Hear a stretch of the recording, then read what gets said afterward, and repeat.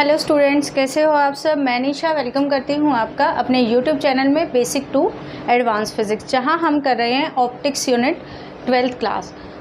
पहले 2 पार्ट्स में हमने किया था रिफ्लेक्शन के बारे में। आज हम स्टार्ट करने वाले हैं optics part 3 with the topic refraction.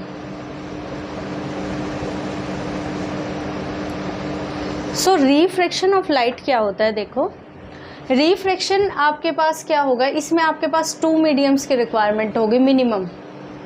2 से ज़्यादा कितने भी हो सकते हैं, मिनिमम जो रिक्वायरमेंट होगी वो कितनी होगी, 2 मीडियम्स की। रिफ्लेक्शन में कल हमने पढ़ा था कि लाइट एक ही मीडियम के अंदर आती है, किसी मिरर से टकरा के वापस चली जाती है। बट यहाँ पर क्या होगा, देखो यहाँ पर लाइट आएगी, ये कोई भी आपके पास मिरर है, प्लेन मिरर, कोई भी जिसके पास जो है रिफ्लेक्टेंस और रिफ्रैक्शन प्रॉपर्टीज़ हैं। अब आपके पास क्या होगा, यहाँ पर ये नॉर्मल ड्रॉ करोगे आप, वही कल की तरह। दिस इज़ योर नॉर्मल रे and this one is your incident रे। इंसिडेंट, और आप इसे बोल सकते हो इम्पिंजिंग रे। अगर किसी को न्यू वर्ड यूज़ करना हो तो it is known as impinging beam, ठीक है। और इंसिडेंट रे आप कुछ भी यूज़ कर सकते हो, any word you can use. अब आपके पास क्या होता है, इसमें देखो 10th क्लास में आपने पढ़े होंगे रिफ्रैक्शन के बेसिक लॉज। क्या होता है, जब भी लाइट आपके पास रेयरर मीडियम से डेंसर मीडियम के अंदर जाती है, ये लाइट है, तो वो हमेशा बैंड हो जाती है टुवर्ड्स द नॉर्मल। मतलब अगर ये नॉर्मल है आपके पास, ये डॉटेड लाइन नॉर्मल है, तो जब भी लाइट आपके पास एक मीडियम, इस मीडियम से, फर्स्ट मीडियम था ये दूसरा मीडियम है, मैंने मान लिया ये कोई भी है, जैसे ये तो एयर है और यहाँ पर मैं उसे सपोज वाटर के अंदर लेके चली जाती हूँ अपनी रे को। तो अब रेयर और डेंसर मीडियम, पहले जिसे नहीं पता मैं बता देती हूँ। रेयर मीडियम जैसा नाम ही सजेस्ट करता है, रेयर, जहाँ पर पार्टिकल डेंसिटी क्या होगी, रेयर होगी। मतलब पार्टिकल्स कहीं कहीं दिखाई देंगे, पार्टिकल्स मतलब बहुत ही आपको खुला खुला एरिया दिखेगा, पार्टिकल्स बहुत कम। That medium is known as rare medium. और उसके बाद जो है आपके पास डेंसर मीडियम। डेंसर मीडियम क्या होता है, डेंसर, जहाँ particles dense means compact form में होंगे, तो उस मीडियम को आप बोलोगे डेंसर मीडियम। अब जब भी लाइट आपके पास रेयर मीडियम से डेंसर मीडियम में जाएगी, तब आपके पास हमेशा लाइट जो है वो नॉर्मल की तरफ, जैसे ये लाइट आई ऐसे, इस तरह से ये नॉर्मल है, ये आपके पास यहाँ पर नॉर्मल ड्रॉ कर लो, ये नॉर्मल है, तो ये नॉर्मल की तरफ ऐसे बैंड हो जाएगी, मतलब नॉर्मल की तरफ, टुवर्ड्स द नॉर्मल। तो जब भी light rare to denser medium में जाएगी, वो बैंड होगी कहाँ पर, towards the normal. Keep this point in mind. Second है, उल्टा भी हो सकता है, लाइट डेंसर से रेयर में भी जा सकती है। जहाँ पार्टिकल्स बहुत खुले खुले थे तो वो अब रेयर में चली जाए, जहाँ आपके पास पार्टिकल बहुत खुले हैं और डेंसर में पार्टिकल्स बहुत ही कॉम्पैक्ट है, तो डेंसर से रेयर में जब जाएगी वो, उसमें क्या होगा आपके पास, ये इंसिडेंट है अवे, उससे क्या हो जाएगी, दूर हो जाएगी नॉर्मल से। क्लियर। जब भी लाइट रेयर से डेंसर मीडियम में जाती है तो हमेशा नॉर्मल की तरफ जाती है, टुवर्ड्स द नॉर्मल बैंड हो जाती है। और डेंसर से रेयर जाती है तो वो क्या करती है, अवे फ्रॉम द नॉर्मल। अब आपके पास यहाँ से एक क्वेश्चन और आता है रिफ्रैक्शन में, आप एज अ टिप इसे यूज़ कर सकते हो, जो कि 1 मार्क्स में CBSE बोर्ड में पूछ लिया जाता है। जब भी लाइट आपके पास 1 medium to second medium, 1 medium to second medium travel करती है, तो क्या इसके अंदर फ्रीक्वेंसी चेंज होती है, फेज चेंज होता है, वेवलेंथ चेंज होती है, वेलोसिटी चेंज होती है? तो मैं आपको बताती हूँ, frequency, wavelength and velocity. Wavelength, second हम बताएंगे velocity, and third one is phase, last one is frequency. यहाँ से आप देखो, जब भी लाइट एक मीडियम से दूसरे मीडियम में जाएगी, आप अपनी कॉमन सेंस यूज़ करो। आप एक रोड पे चल रहे हो, डेट इज़ रेयर मीडियम, बिल्कुल क्लियर कट दिखाई दे रहा है। सर्दी का टाइम है, आगे फोग आ गई, फोग आ गई तो पार्टिकल क्या हो गए, पास पास हो गए, डेट मीन्स डेंसर मीडियम। अब डेंसर मीडियम में आप फोग में जा रहे हो, फोग में उसी स्पीड से चलोगे नहीं चलोगे। अगर आप ड्राइव भी कर रहे हो तो आपकी स्पीड कम हो जाएगी, डेट मीन्स आपकी वेलोसिटी हमेशा क्या होगी, एक मीडियम से दूसरे में जाने से चेंज होगी। तो वेलोसिटी क्या होगी, चेंज। अब वेलोसिटी चेंज हो रही है तो वेव लेंथ, वेव्स क्या होती हैं कि कितना आप डिस्टेंस ट्रेवल कर रहे हो क्रस्ट और ट्रफ के बीच में, मतलब 1 सेकंड के अंदर, that is known as your wavelength. तो अब आपके पास अगर स्पीड चेंज हो रही है तो आपकी जो वेव्स होंगी वो भी तो कम हो जाएंगी। तो यहाँ पर आपके पास जो है वेव लेंथ भी क्या होगी, चेंज होगी। क्लियर। जब भी लाइट एक मीडियम से दूसरे मीडियम में ट्रेवल करती है then its wavelength as well as its velocity changes. Next, अब आपके पास फेज और फ्रीक्वेंसी क्या होता है। देखो फ्रीक्वेंसी आपके पास जो है 1 सेकंड में कितनी वेव्स पास आउट हुई है, तो आपके पास यहाँ पर जब वेलोसिटी और वेवलेंथ चेंज हो जाती हैं दोनों ही, तब आपके पास फ्रीक्वेंसी में चेंज नहीं आता। नो अब ये पूछोगे मैम फ्रीक्वेंसी में क्यों चेंज नहीं आया, वेवलेंथ तो चेंज हो गई। तो इसके लिए आपको ये फॉर्मूला आपने पढ़ा होगा, nu is equals to c over lambda, where c is the speed of light, lambda is the wavelength and nu is the frequency. अब आपके पास स्पीड और वेवलेंथ दोनों चेंज हो रही हैं। अब ये तो नहीं है भाई स्पीड तो बड़ी स्पीड में जा रहा है और वेवलेंथ उसकी कम चेंज हो जाएगी, तो ऐसा तो नहीं होगा, दोनों सेम ही रेट से चेंज होंगे। अब ये सेम रेट से चेंज होंगे तो दोनों एक दूसरे को कैंसिल करके रेशियो को कांस्टेंट रखेंगे। डेट मीन्स आपके पास जो है फ्रीक्वेंसी क्या रहेगी, कांस्टेंट। अगर फ्रीक्वेंसी कांस्टेंट हो जाती है तो फेज जो है आपके पास, फेज होता है 2 वेव्स। अब ऐसा तो नहीं एक वेव ऐसे जा रही है दूसरी वेव उससे 90 डिग्री से जा रही है, तो आपको सुनाई कैसे देगा या आप चलोगे ही कैसे, वेव ट्रेवल ही कैसे करेगी। आप अभी जो वेव ऑप्टिक्स है उसमें मैं आपको बताऊंगी। तो इसीलिए फेज में भी कोई चेंज नहीं आता। ये 1 मार्क्स के पॉइंट ऑफ व्यू से बहुत ही इंपॉर्टेंट क्वेश्चन है, इसको बड़े अच्छे से करना। This is very important question for 1 mark.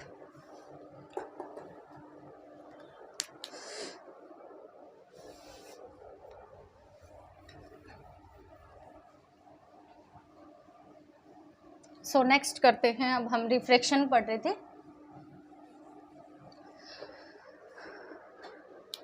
Refraction के अंदर देखो अब क्या होता है, ये आपके पास कोई भी एक प्लेन मिरर है, ये आपने लाइट फॉल की है, इंसिडेंट भी, ये आपके पास क्या था, normal. Suppose this one is your medium 1 which is called air and this is your medium 2, let's say this is water। ठीक है, ये मीडियम 1 है एयर जिसमें आपकी लाइट जा रही है, दूसरा जो है वाटर है। ये आप इस तरह भी बना सकते हो वाटर को कि मीडियम 2 है ये आपके पास। ठीक है, अब आपके पास क्या होगा, लाइट आई है, जो ये एंगल होगा this is known as angle of incidence. वही जितने एंगल से लाइट फॉल कर रही है वो कितना एंगल बना रही है नॉर्मल के साथ, that is known as angle of incidence. अब ये लाइट अगर रिफ्लेक्शन होता तो इसी मीडियम में चली जाती, बट यहाँ पर रिफ्लेक्शन ना होके रिफ्रैक्शन हो रहा है, तो अब रेयरर से, एयर क्या होती है रेयरर मीडियम, वाटर क्या होता है डेंसर मीडियम, पानी में पार्टिकल पास पास होंगे, रेयरर में क्या होंगे पार्टिकल दूर दूर होंगे। तो अब आपके पास क्या होगा, रेयरर से डेंसर में जब जाएगी तो ये according to your rule bend होगी towards the normal. This angle is known as angle of refraction. यहाँ पर जो आर है वो क्या होगा, angle of refraction, not angle of reflection जो कल था। अब की बार आर जो है वो एंगल ऑफ रिफ्रैक्शन है। अब मैं उल्टा इसका रिवर्स केस चलते हैं, अगर मेरे पास डेंसर से रेयरर, सपोज यहीं पर ही है, ये आपके पास डेंसर मीडियम है, अब यही लाइट आगे पास हो, यहीं से नॉर्मल ड्रॉ कर देते तो ये एंगल ऑफ इंसिडेंस हो जाएगा, इसको सपोज I2 ले लो, इसको I1 ले लो। अब ये जो होगी यहाँ पर डेंसर मीडियम था, ये रेयरर है, तो डेंसर से रेयरर में जाएगी तो कहाँ बेंड होगी, नॉर्मल से दूर, तो ये नॉर्मल से दूर हो गई, ये एंगल ऑफ रिफ्रैक्शन आ गया आपके पास। क्लियर, ये मैंने आपको बता दिया, जब भी लाइट रेयरर से डेंसर में जाएगी, डेंसर से रेयरर में जाएगी तो किस तरह से लाइट पास होगी। ये बहुत ही इंपॉर्टेंट है आपके पास TIR के लिए, जो कि आपके पास पेपर में आता ही आता है, TIR टोटल इंटरनल रिफ्रैक्शन, जो कि हम नेक्स्ट क्लास में पढ़ेंगे कल। क्लियर है। अब हम पढ़ते हैं refraction through a glass slab. उससे पहले मैं आपको लॉज बता देती हूँ, कल मैंने आपको लॉ ऑफ रिफ्लेक्शन बताए थे, तो आज हम स्टडी कर लेते हैं law of refraction. Laws of refraction. First law, कल क्या बताया था मैंने, आपके पास जो है इंसिडेंट रे, नॉर्मल रे और जो आपके पास रिफ्रैक्टेड रे है, कल था इंसिडेंट रे, नॉर्मल रे एंड रिफ्लेक्शन रे, जो भी होती थी आपके रिफ्लेक्टेड रे, वो सभी एक ही प्लेन में लाई करती थी। प्लेन का मतलब होता है जो भी आपके पास एक्स वाई प्लेन है, वाई जेड प्लेन है, एक्स जेड प्लेन है। प्लेन मतलब दो एक्सिस से मिलकर जो भी आपके पास सरफेस बनेगा, that is known as plane. तो अब आपके पास लॉ ऑफ रिफ्लेक्शन में क्या होता है, देखो यहाँ पर भी इंसिडेंट रे, नॉर्मल रे एंड लास्ट वन कौन सी है, रिफ्रैक्टेड रे। रिफ्रैक्टेड रे all lies in same plane। ये सभी भी आपके पास एक ही प्लेन के अंदर लाई करते हैं। नेक्स्ट, कल मैंने बताया था एंगल आई एंगल आर के इक्वल होगा, बट यहाँ पर तो आपको अलग से दिखाई दे रहा है कि उतने ही एंगल से तो वापस नहीं जा रही है, तो नॉर्मल के पास हो जा रही है, नॉर्मल से दूर जा रही है।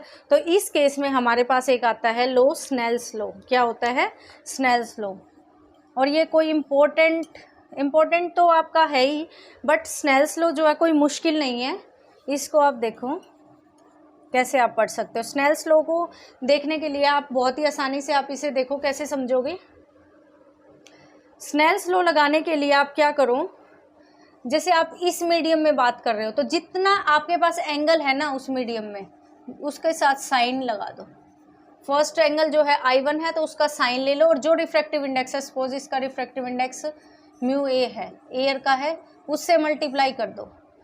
वो हमेशा इक्वल होगा किसका, जो दूसरा मीडियम है। दूसरे मीडियम में डेंसर है, वाटर है, तो W इसका रिफ्रैक्टिव इंडेक्स, और एंगल कितना है यहाँ पे, साइन R। तो ये यानी कि मैं ये बोल सकती हूँ sign I1 divided by sign R1 या R जो भी है is equals to mu W divided by mu A. इसको इधर ले आए, इसको मैं ऐसे भी लिख सकती हूँ, म्यू 1 और म्यू 2 कर लो, इजी रहेगा समझने में। 10th में आप ऐसे ही पढ़ के आए होगा ना। तो म्यू 2 और म्यू 1 कर लेते हैं। म्यू 1 ये मीडियम है आपके पास फर्स्ट, और ये मीडियम क्या हो गया, म्यू 2 हो गया। म्यू ए और म्यू W से मैं आपको ग्लास स्लैब में समझा दूंगी, पहले आपको डायरेक्ट आना चाहिए। अब इसको आप ये भी लिख सकते हो म्यू 2 इंटू 1 आप यहाँ पर आप सुपर स्क्रिप्ट में लगा सकते हो। इससे ये होगा कि रिफ्रैक्टिव इंडेक्स मीडियम 2 का विद रेस्पेक्ट टू मीडियम 1, कितना रिफ्रैक्टिव इंडेक्स है मीडियम 2 का, कैसे लिखोगे इसको, refractive index of medium 2 with respect to medium 1। Medium 1 के रेस्पेक्ट में कितना है, क्लियर।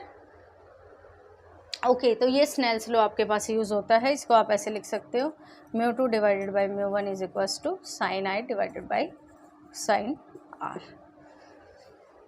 ठीक है, सो ये थे आपके पास लॉ ऑफ रिफ्रैक्शन। नेक्स्ट हम स्टार्ट करते हैं refraction through a glass slab. एक एग्जांपल ले लेते हैं रिफ्रैक्शन का।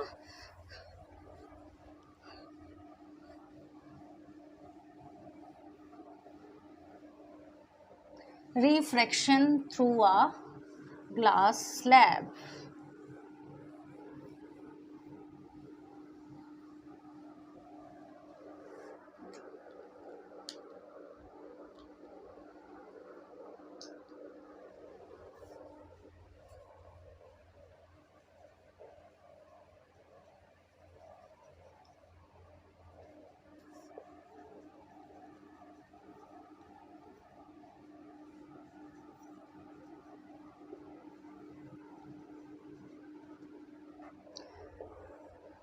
Refraction through a glass slab. तो अभी आप ग्लास स्लैब से रिफ्रैक्शन करते हैं। पहले ग्लास स्लैब क्या होती है आपके पास 10th क्लास में देखी थी किसी ने, चलो जिसने नहीं देखी उसको हम बताते हैं। ये आपके पास एक बॉक्स होता है जिसमें आपके पास क्या होता है, मीडियम होता है प्रिज्म की तरह। यहाँ पर पार्टिकल जो होते हैं डेंस होते हैं एयर के कंपैरेटिवली, सो ये मीडियम आपके पास डेंसर होता है। Consider this as a glass slab. Okay, so अब हम करते हैं यहाँ पर लाइट को इंसिडेंट। ये मीडियम 1 है, ये मीडियम 2 है। अब मुझे ये बताओ, लाइट इसके अंदर से पास होने के बाद वापस से मीडियम 1 में आ जाएगी ना एयर में, तो इसको मीडियम 1 बोलते हैं। यहाँ पर मीडियम 1 है, इसका रिफ्रैक्टिव इंडेक्स एयर है, तो म्यू ए ले लेते हैं। इसको आप है ना जो है म्यू ए बोलोगे, ठीक है, म्यू बोलते हैं इसको। अब आपके पास जो है ये वाला है, इसकी रिफ्रैक्टिव इंडेक्स हम ले लेते हैं म्यू जी, और ये वापस से आ गया, इसका रिफ्रैक्टिव इंडेक्स ले लेते हैं म्यू ए। क्लियर? सफिक्स में रखना है इसको, ध्यान रखना ये सफिक्स में आना चाहिए, ऐसे लिखते हैं रिफ्रैक्टिव इंडेक्स को, यहाँ पर ये सफिक्स में आना चाहिए। कभी कुछ बच्चे ऐसे लिख देते हैं, ये गलत है। ठीक है,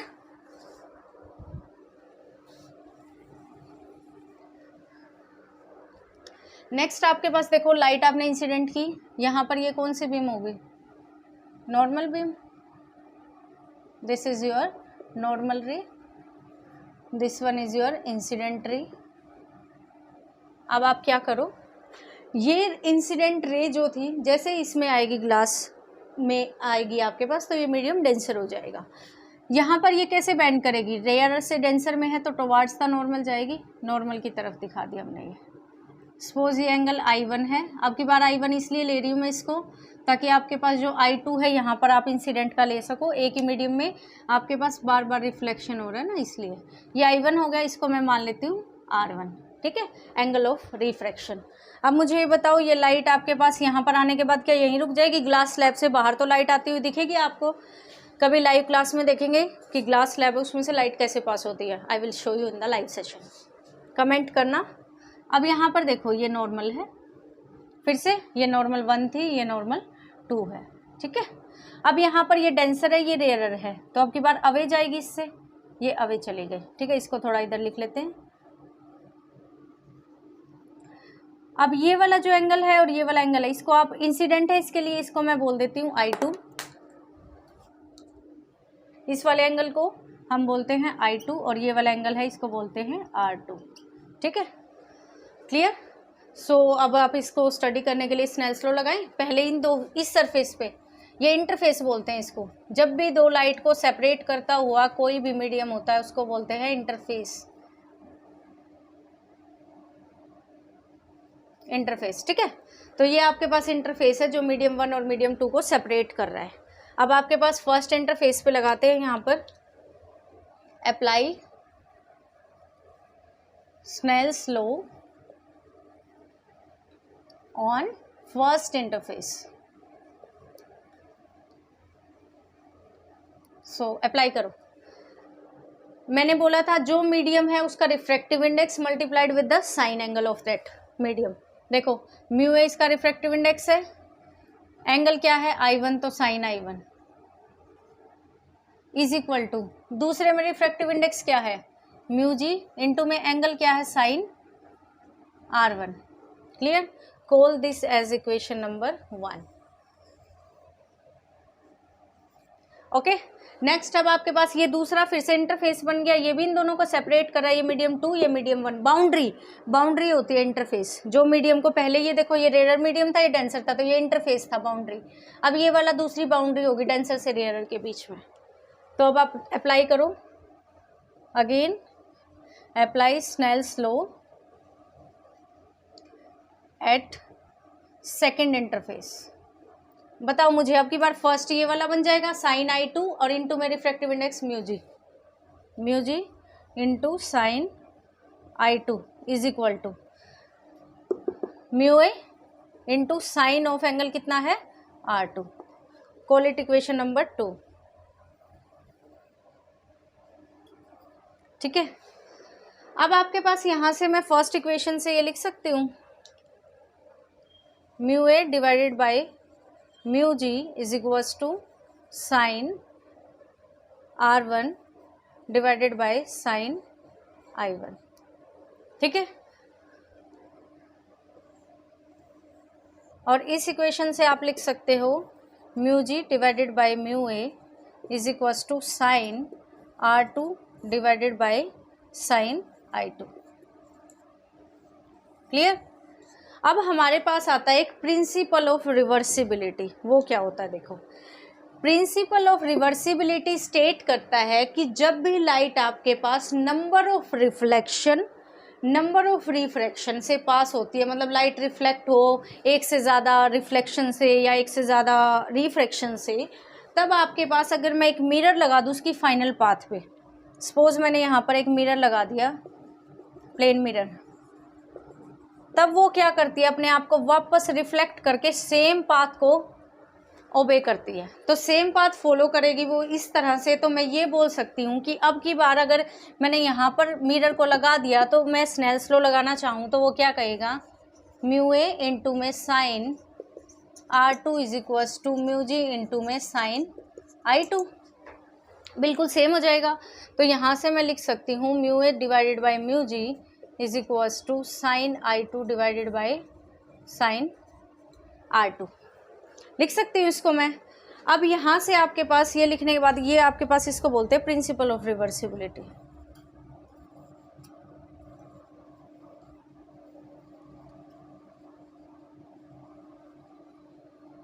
प्रिंसिपल ऑफ रिवर्सिबिलिटी। अब इन दोनों इक्वेशंस को मैं मल्टीप्लाई करूं तो आपके पास क्या हुआ, इसको और इसको मल्टीप्लाई करते हैं, इसको इक्वेशन नंबर 3 बोलते हैं, इसको इक्वेशन नंबर स्टार बोल देते हैं, या इसको ए बोल दो इक्वेशन, इसको बी बोल देते हैं।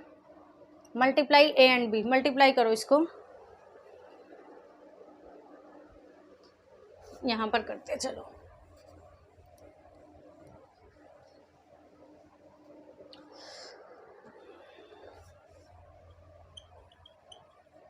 Multiply equation a and b, करो इसको मल्टीप्लाई। ए इक्वेशन क्या है, mu g divided by mu a multiplied with left hand side से मल्टीप्लाई होगी, mu g is equals to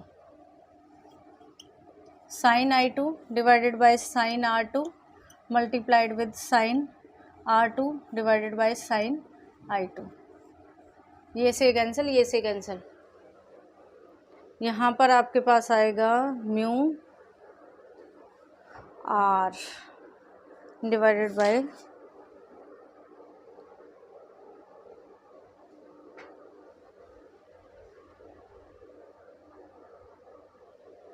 mu A, और ये था आपके पास म्यू ए इंटू में साइन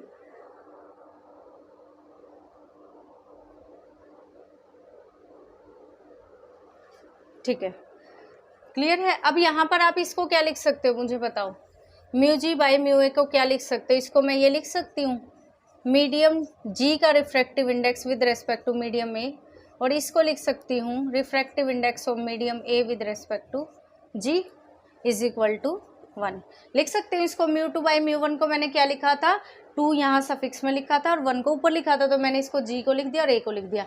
अब यहाँ से मैं ये बोल सकती हूँ कि refractive index of this is equals to 1 by G mu into में A. This is very important relationship and known as principle of reversibility, ये पेपर में पूछा जाता है। इससे क्या है देखो, न्यूमेरिकल अगर आपके पास आ जाए, बोला जाए कि refractive index of air with respect to water is 2/3, suppose ये दे दिया 1 मार्क में पूछ लिया रिफ्रैक्टिव इंडेक्स बताओ वाटर का विद रेस्पेक्ट टू एयर, मतलब एयर का दे दिया with respect to water, water का पूछ लिया विद रेस्पेक्ट टू एयर, तो वो रिवर्स होगा। जैसे मैंने बताया ग्लास का विद रेस्पेक्ट टू एयर जो है वो होता है रिवर्स, किसका उल्टा होता है, एयर का with respect to glass.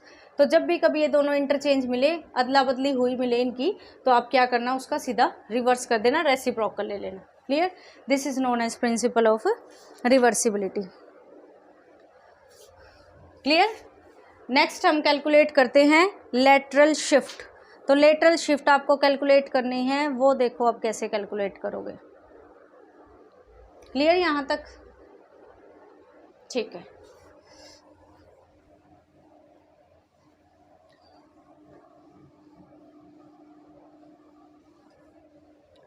Now last one is calculation of lateral shift. Lateral shift,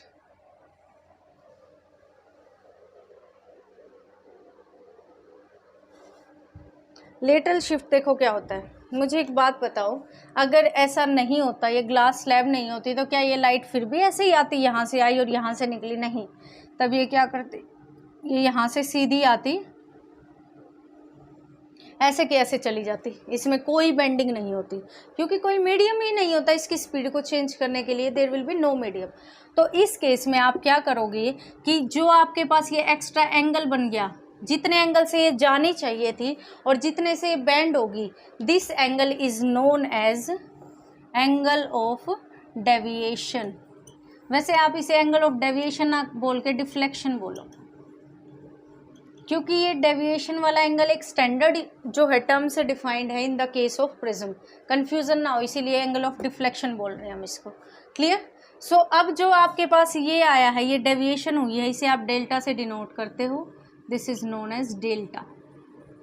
ठीक है, शिफ्ट क्या होगी? शिफ्ट आपके पास यहाँ से ग्लास स्लैब के यहाँ से निकाल लेते हैं, ये वाली जो है ये सारी शिफ्ट है, ये पूरी परपेंडिकुलर शिफ्ट है, तो यहाँ से मैं एक परपेंडिकुलर ड्रॉ कर देती हूँ इस पर, ये ठीक है। इसको मैं बोलती हूँ पॉइंट, सपोज ये वाला पॉइंट हमारे पास है L, ये वाला पॉइंट कुछ भी मान लो M, ये वाला पॉइंट मैंने मान लिया N है। अब मुझे ये बताओ in triangle LMN, in triangle LM and N, ये जो ट्राइंगल है LM एंड N, ये वाली ट्राइंगल, इसमें मेरे पास साइन कितना एंगल है? R1 है, तो साइन R1 कितना होगा? परपेंडिकुलर बाय क्या होता है? हाइपोटेन्यूज। परपेंडिकुलर कितना है? MN। हाइपोटेन्यूज कितना है? ये वाला L से लेके M तक। Clear? Coordinate equation number 1। Second triangle क्या बन रही है? इसको मैं आगे बांध सकती हूँ इस तरह से, क्योंकि मुझे इसकी थिकनेस पता है। ग्लास स्लैब मुझे पता है कि कितनी मोटाई है इसकी, थिकनेस मैंने मान लिया T है, ग्लास स्लैब जो है वो T थिकनेस की है। अब ये आपके पास अगर आपको T पता है तो इसको कोई भी पॉइंट मान लो, suppose this is point your L dash, तो मैं ये बोल सकती हूँ L डैश M ट्राइंगल एक और बनी, इसमें मेरे पास मैं कोस निकालती हूँ, कोस R1। उसको निकालने का बेनिफिट क्या होगा कि मेरे पास ये बेस आ जाएगा, ये परपेंडिकुलर हो गया तो बेस आ जाएगा, T का यूज़ हो जाएगा और मैं इसको इसमें पुट कर पाऊंगी। मुझे बेसिकली इसकी वैल्यू चाहिए है LM की, LM की वैल्यू आते ही वो मैं इसमें यहाँ पर पुट कर दूंगी, मुझे साइन R1 मिल जाएगा। ठीक है, तो अब करते हैं हम कोस निकाल लेते हैं। यहाँ पर कोस क्या होगा? बेस कितना है आपके पास? L डैश, हाइपोटेन्यूज कितना है? LM। Coordinate equation number 2। अब आप यहाँ से क्या लिख सकते हो? L डैश क्या है? T by LM is equals to cos R1। तो यहाँ से आपके पास जो LM है, LM की वैल्यू कितनी आ गई? T divided by cos R1। ठीक है, इसको आप पुट कर दो इस इक्वेशन में, पुट करो, पुट LM इन इक्वेशन 1। तो इक्वेशन 1 क्या बोलेगी? Sine R1 is equal to M N divided by LM की वैल्यू कितनी होगी? T, और ये कोस आपके पास कहाँ चला जाएगा? ऊपर। ठीक है, कोस R1। क्लियर? अब यहाँ से आपके पास MN कितना हो जाएगा? MN is equals to T sine R1 divided by cos R1। ये आ गया आपके पास MN, जो आपको शिफ्ट निकालनी थी। MN आ गया कितना? T sine R1 by cos R1। But कई बार क्या होता है, यहाँ पर थिकनेस की फॉर्म में आपको गिवन होता है साइन, इस ट्राइंगल में ये R1 नहीं, R1 तो ये वाला एंगल था ना, ये तो डेल्टा है, सॉरी, ये एंगल आपके पास डेल्टा था, यहाँ पर ये एंगल आपके पास क्या है? डेल्टा है। क्लियर? ये देखो, ये वाला एंगल था ना रिफ्लेक्शन वाला, इसको कन्फ्यूजन क्रिएट हो रही है तो इसको यहाँ पर लिख लो R1, ये वाला एंगल था, ये वाला एंगल जो अभी मैंने बोला ये है एंगल ऑफ डिफ्लेक्शन। क्लियर? अब इसको मैं इक्वेशन को आगे सॉर्ट आउट करते हैं। कई बार ऐसा होता है एंगल ऑफ डिफ्लेक्शन गिवन नहीं होता, तो इसको स्टैंडर्ड फॉर्म में आप लिख सकते हो T sine delta divided by cos R1। Numerical में अगर आपको गिवन है डेल्टा तो डायरेक्ट पुट कर दो एंगल ऑफ डिफ्लेक्शन, अगर नहीं है गिवन तो डेल्टा क्या होगा मुझे बताओ। अगर ये एंगल I1 है तो वर्टिकली अपोजिट एंगल जो है ये पूरा एंगल कितना होना चाहिए? I1 होना चाहिए, यानी कि मेरे पास I1 इज इक्वल टू किसके होना चाहिए? R1 प्लस डेल्टा के इक्वल। तो यहाँ से डेल्टा कितना आ गया? I1 minus R1। Vertically opposite, ये पूरा एंगल इस पूरे के इक्वल होना चाहिए ना, वर्टिकली अपोजिट, बट ऐसा नहीं है, तो MN जो है वो कितना हो जाएगा? T साइन डेल्टा की जगह I1 minus R1 divided by cos R1। This is your final expression of the lateral shift. Clear? अब इसके बाद है आपके पास रिफ्रैक्शन की एक और application, that is apparent height और रियल हाइट। ये आपको पता होगा कि हमेशा जो है एपरेंट हाइट आपको ज़्यादा दिखती है। पानी आप एक बकेट में भरोगे तो बकेट में पानी की जो नीचे का बॉटम है बकेट का वो ऊपर दिखाई देता है रेस करता हुआ ड्यू टू रिफ्रैक्शन। सिर्फ ध्यान रखना, आपके पेपर में कभी नहीं पूछे जाते क्योंकि ये 10th का फिनोमिनन है। उसके बाद एक आता है आपके पास कॉइन वाला केस, जो कि 10th में पढ़ा है कि कॉइन आपके पास जो है वो इसमें बकेट में गिरा रखा, साइड से नहीं दिखेगा, बट आप 90 डिग्री से देखते हो तब दिखता है। एक आपके पास आता है सनराइज और सनसेट वाला केस, होरिजन से 2 मिनट पहले दिखता है, होरिजन में 2 मिनट बाद तक दिखता है। ये भी आपका ड्यू टू रिफ्रैक्शन होता है। और आपके पास इंपॉर्टेंट एप्लीकेशन होती है TIR की, रिफ्रैक्शन की TIR, टोटल इंटरनल रिफ्लेक्शन, जिसे हम पढ़ेंगे नेक्स्ट क्लास में, यानी कि कल 10 बजे सेम टाइम। Thank you. अगर वीडियो पसंद आए then do share, like and comment. और आप जो है कोई भी क्वेरी हो related to any topic, daily मैं थोड़ा थोड़ा बता रही हूँ आपको, कोई भी क्वेरी है उसे कमेंट में ज़रूर डालें। Thank you.